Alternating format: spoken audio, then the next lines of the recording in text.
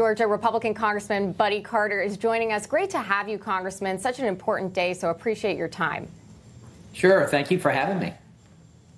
So, Congressman, your thoughts on the state of the big, beautiful bill as they are still voting on it, and anything that you want to relay to the American people right here on First Edition. Well, the thing we need to relate to the American people is how important this is. And we need to stay focused. The Senate needs to stay focused. Keep the main thing the main thing. That is, extend these tax cuts. If we do not do that, this will result in the largest tax increase in the history of mankind. Georgians can ill afford to let that happen. You know, that's why we need, that's why I'm running for the Senate in Georgia, because we need someone in the Senate from Georgia who's going to support the president. If this bill does not pass, 88% of Georgians will see a tax increase that will be the equivalent of about 7 weeks worth of groceries. We can't afford to let that happen. We've got to stay focused. We've got to pass this bill so that the tax cuts get passed. Most definitely, Congressman. What are your thoughts about the Democrats' last-minute attempts to spread so many false narratives about the bill? And they keep focusing on how people will lose their food stamps, Medicare, and other lies. Your reaction? Nothing could be further from the truth. Look, I'm chair of the Health Subcommittee on Energy and Commerce. I helped craft that part of the one big beautiful bill. The savings that resulted from that were the result of eliminating waste, fraud, and abuse. They were a result of making sure that illegals are not allowed to be on Medicaid. Something, by the way, that the senior senator in Georgia, John Ossoff, voted against yesterday, and that was allowing illegals to be on Medicaid. And also to make sure that ineligibles are off of Medicaid. And then, as you just mentioned a few minutes ago, the work requirements. And that's not strenuous. 20 hours a week of work are volunteering. And we exempt those people who are disabled. We exempt those who are taking care of children, who are taking care of parents. Only those able-bodied, they will be required to have 20 hours of work or 20 hours of volunteering. And I think most Americans agree that's the way it should be.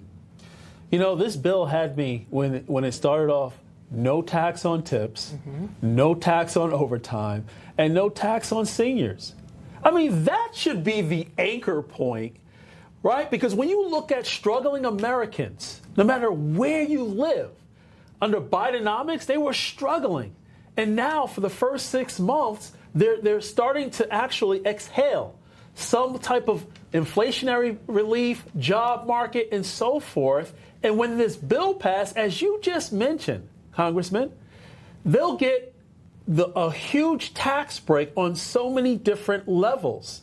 So is it the Democrats fear-mongering, or Republicans have to get better at messaging to the American people? Both. And I love the way you put it, because that's exactly right. We have got to keep the main thing the main thing. Get those tax cuts passed. We got the economy going now. This president has done so much. Look, if this president can achieve peace in the Middle East, if he can get NATO to live up to their responsibilities, and he can do all that in 1 week, certainly we can get this done before July 4th. Come on, Senate. We sent you a good product over there. Send it back to us with minimal changes. We only passed it by 1 vote. It needs to have just minimal changes in it. It's a good bill, and we'll get this passed, and we'll get it signed into law. You know, the irony here is that, you know, like you just mentioned, Friday is July 4th. That's the deadline. Independence Day.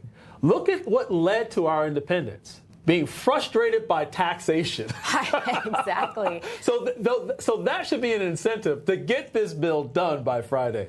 Great point, John. And Congressman, not long ago, you spoke to Newsmax on how this budget legislation will ultimately lead to the largest tax hike we've ever seen in our nation's history. To elaborate on John's point, I mean, what are some of the ramifications of that? And I mean, you seem pretty concerned about where we'll be as a nation if this does occur. Well, if it does occur, Georgians are going to suffer. You know, 7 weeks worth of groceries, that's tough. That's tough to absorb, especially as we're just getting over, as you pointed out earlier, we're just getting over the 4 years of disaster from the Biden-Harris administration. That's not what we need right now. What we need is to continue with this progress that the president has made. He's been the most consequential president in the first 6 months of his presidency of anyone we've ever seen. We need to continue with this. The Congress needs to do their job. The Senate needs to do their job, send it back to us in the House, let us do our job, and then let's get it to the president's desk and sign. Well, President Trump just spoke about the bill. Let's take a listen.